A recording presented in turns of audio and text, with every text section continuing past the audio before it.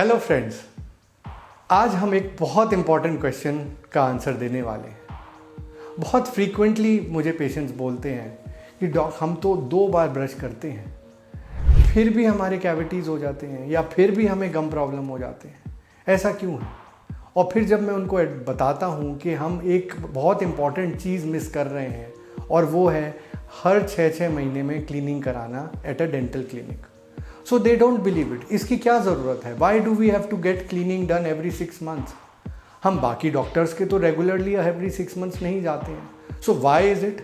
ये तो एक डेंटिस्ट का ही फैलाया हुआ मिथ है, एक उनका प्रमोशन का टेक्निक है जिसकी वजह से आप हमें हर 6 महीने में बुलाते हो। So this is a valid question, आज आपको डिटेल में आंसर देने वाला हूँ। सी, नॉर्मली जब हम क्लीनिंग करते हैं, even if we do it twice, are you sure कि आप उसको पूरी तरीके से क्लीन कर पा रहे हो? जब हम ब्रश कर रहे होते हैं हमारा ध्यान तो कहीं और होता है, और अगर हम ध्यान के साथ भी ब्रश करें, क्या हमें सारी जगह दिख रही हैं?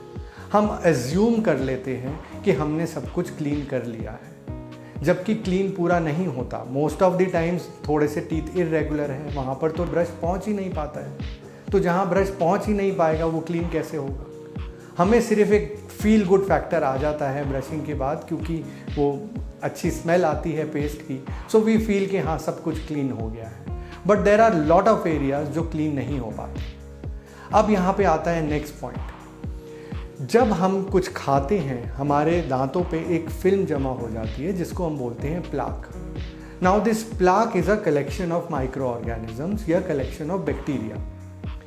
ये 24 घंटे के अंदर अगर क्लीन हो जाए तो ये हट जाती है, बिकॉज इट इज़ सॉफ्ट। इसीलिए हम लोग बोलते हैं कि आप 2 बार ब्रश करें। बट अगर 24 घंटे के अंदर ये हमने ब्रशिंग से नहीं हटा पाए हैं तो this plaque gets converted into something very hard which is called as tartar और कैलकुलस। अब जब ये एक बार टार्टर और कैलकुलस बन गया, आप चाहे 10 बार भी ब्रश कर लो, वो क्लीन हो ही नहीं सकता। इसलिए ये बहुत ज़रूरी है कि हम हर 6 महीने में जाके डेंटिस्ट से के यहाँ पर क्लीनिंग कराएं, बिकॉज़ हम वो सारे कॉर्नर्स, नुक्स एंड कॉर्नर जहाँ जहाँ पे खाना फंसा है, जहाँ पे वो टार्टर कैलकुलस जमा है, वो सारा कुछ क्लीन करेंगे। Now the next following question is how painful is this scaling procedure? ये क्लीनिंग का प्रोसीजर कितना दर्द करता है? Actually this is totally painless. हमें कोई सुन नहीं करना, हमें कोई नम नहीं करना, आपको कुछ भी प्रॉब्लम नहीं होती है। At the same time I will add on, process is completely harmless as well. बहुत फ्रीक्वेंटली लोग पूछते हैं कि क्या स्केलिंग करने से हमारे दांत घिस जाते हैं, क्या वो इनामिल वेयर आउट हो जाता है? तो आपके ये जानना ज़रूरी है कि क्लीनिंग से कभी भी इनामिल घिसता नहीं है। ये जो स्केलिंग मशीन्स होते हैं ये अल्ट्रासोनिक मेथड से दांतों के ऊपर जो डिपॉजिट्स हैं उसको हटाते हैं। They are non cutting tips. हम पूरा प्रेशर भी लगा दें दांत पे तो कुछ कट नहीं होगा। सो वो डर अपना हटाइए कि इसकी वजह से दांत घिसता है।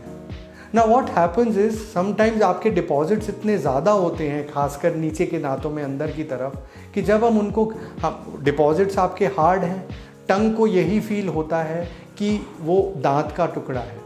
बट जब हम वो डिपॉजिट्स को हटाते हैं तो दांतों के बीच में खाली जगह महसूस होती है टंग को, तो पेशेंट को एकदम से ये फीलिंग आती है कि अरे ये तो मेरा दांत काट दिया। एक्चुअली में वो दांत नहीं कटता है, वो जो गंदगी है जो हार्ड हो चुकी है वो हटाई जाती है। इमेजिन करें वो सिचुएशन कि जब आपके दांतों के पीछे डिपॉजिट्स हैं और वो आपके मसूड़ों को, आपके बोन को वहाँ पे नीचे करे जा रहे हैं, आपका बोन लॉस हो रहा है, एंड वन फाइन डे आपको रियलाइज़ होता है कि वो दांत हिलने लग रहे हैं। सो उससे तो कहीं बेटर है कि हम उसको पहले ही पकड़ लें और वो जो गंदगी है उसको हटा दें, ताकि आपका बोन लॉस रुके, आपका गम लॉस रुके। सो इस तरीके से हम क्लीनिंग से या स्केलिंग से दांतों को कैविटीज़ से भी बचा सकते हैं और गम प्रॉब्लम से भी बचा सकते हैं। आई एम श्योर अब आपको पूरा समझ आ गया होगा वाई डेंटिस्ट के यहाँ every 6 month it is very important to go, so that you don't end up getting complicated treatments. सिर्फ सिंपल क्लीनिंग कराई, सिंपल फिलिंग्स कराई, and that's it, you don't need anything. The purpose of all these videos is to educate you, so please share it with your family and friends so that they also know what is the right thing. Thank you.